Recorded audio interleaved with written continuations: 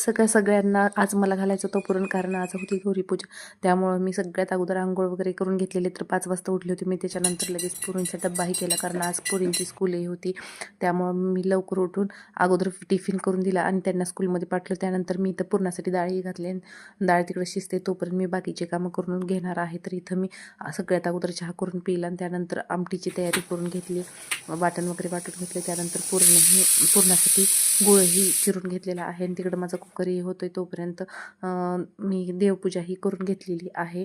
देवपूजा झाली की लगेच मी पुरणामध्ये आता पाणी काढणारे पुरणातलं आणि त्याच्यामध्ये गूळ टाकलेला आहे आणि पुरण शिजते तोपर्यंत इकडं मी आमटीही करत आहे.